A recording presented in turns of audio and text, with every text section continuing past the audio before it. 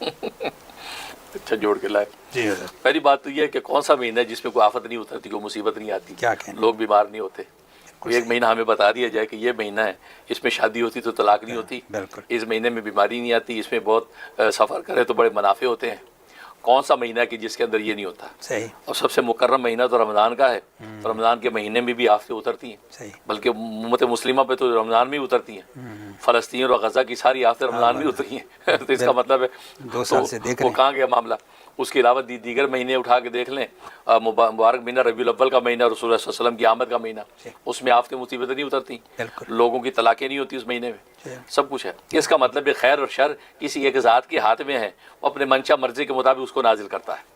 وہ چاہے کسی مہینے میں نازل کرے, کسی مہینے میں نہ نازل کرے.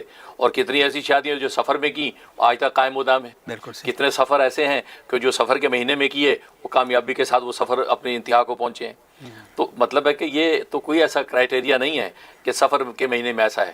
تو اگر ایسا تو پھر ہمیں بتا دیا جائے کون سا مہینہ جس میں یہ کچھ نہیں ہوا. تو پہلی بات تو یہ, تبھی جو ہے نبی کریم صلی اللہ علیہ وسلم میں یہ اصل میں زمانے جاہلیت میں ایک تصور چلتا تھا کہ وہ یہ چیز سوچتے تھے. اس کی اصلاح کے لیے آپ نے حدیث میں صاف فرمایا لا سفرا, یعنی سفر میں کوئی نحوست نہیں ہے. لا سفر کا لفظ کہہ کہ سارے عقیدے کی جڑ جو زمانہ جاہلیت میں قائم ہوئی تھی اس کو کاٹ دیا. اور صحیح بخاری کی حدیث ہے لا عدوہ. لا عدوہ کا مطلب ہے کہ بیماریوں میں تعدی نہیں ہے, ایک کی دوسرے کو نہیں لگتی. ٹھیک. یہ ہمیں نظر آتا ہے کہ اس کی اس کو لگ گئی ہے. اگر یہ بات ہے تو پھر ساری سبھی کو لگ جانی چاہیے. یہ ایک آدھ کو لگی, باقی 2 کو کیوں نہیں لگی؟ تو اس کا مطلب ہے کہ بیماریوں میں کوئی تعدی نہیں ہے. یہ تعدیہ جو ہے اللہ تبارک و تعالیٰ کی مرضی, اس کو لگی اس کو نہیں لگی, اس کو لگی اس کو نہیں لگی. ٹھیک ہے, ایسا ہوتا ہے. اور تبھی جو ہے نبی پاک صلی اللہ علیہ وسلم نے ایک خارچی اونٹ کو دیکھا تو اس شخص سے پوچھا کہ اس کو خارچ کیسے لگ گئی؟ کہا جی خارچی اونٹوں کے ساتھ مل گیا تو اس کو لگ گئی خارچ. آپ نے کہا پہلے والے کو خارچ کس سے لگائی تھی؟ وہ چپ ہو گیا. اس کا مطلب پہلے والے کو بھی اللہ کی منشا پہ لگی تھی, اس کو بھی اللہ کے منشا پہ لگی. تو یہ ایمان کو توکل کو کمزور کیوں کرتے ہو؟ تو آپ نے ایمان و عقیدے کی اصلاح کر دی. اس لیے فرق بیماریوں میں کوئی تعدیہ نہیں ہے, ولا سفر, اور سفر کے اندر بھی کوئی نحوست نہیں ہے. سفر کے مہینے میں جو کاروبار کرنا چاہے کریں, شادیاں کریں, تو کوئی مذاقہ نہیں ہے. اسی طریقے سے جو ہے فرمایا ولا حاما ولا طیرہ. طیرہ کا مطلب پرندہ. یہ ہوتا تھا کہ پرندہ بیٹھا ہے, گھر سے نکلتے تو اس کو کہتے یار اس کو پتھر مار کو اڑاتے ہیں. اگر دائیں طرف اڑا تو اس کا مطلب سفر ٹھیک ہے, صحیح مقام کامیابی ہوگی. اگر بائیں طرف اڑا تو نہیں, تو وہ کر کے اڑاتا ہے. وہ دائیں اڑا تو کہتا آپ یہ کام ہو جائے گا ہمارا. اور یہ آپ بائیں طرف اڑ گیا اور کہ ابھی کام نہیں ہونا تو ضرورت کیا کام کرے, گھر آپ واپس بیٹھ جاؤ. تو نبی نے اس کو جو ہے وہ ڈسکریج کیا کہ نہیں بھائی ایسا کوئی تصور نہیں. وہ تو شی کر کے اڑاؤ گے وہ تو اللہ کے منشا کے مطلب کدھر بھی اڑ جائے گا. اب اس کو آپ اپنی تقدیر کے اوپر اس کو منضبط کر کے فیصلے کرنا کہ پرندہ الٹی تو اڑا ہے لہذا میں گھر بیٹھ جاؤں, مجھے کوئی کام نہیں کرنا, یہ غلط ہے. ولا حاما, حاما کی ایک جو تفسیر کی الو سے, الو کے بہانے ملکوں میں الو کے بارے میں تصور ہے, الو بول لیا, الو آ گیا تو فرمایا مطلب یہ بھائی منحوس ہو گیا. تو اس کی بنفی کہ ایسی کوئی نحوست ان چیزوں میں نہیں ہے.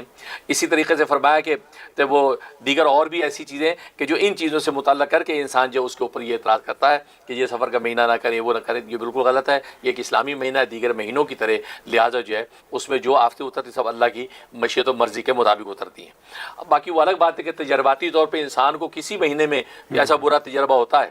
میرے پاس کتنی ایسے لوگ ہیں, ان کو میں ایک وظیفہ بتاتا ہوں کہ جی آپ ایسا کریں, آپ یہ آیت کریمہ پڑھ. کہ جی حضرت پلیز یہ نہ دیں مجھے اسے. کیوں بھائی؟ کہ جی میں نے آیت کریمہ پڑھی, میری نانی فوت ہو گئی, اور میں نے پھر دوبارہ پڑھی تو میرے چچا فوت ہو گئے, تو میں تو آیت کریمہ سے تو مجھے ڈر لگتا ہے.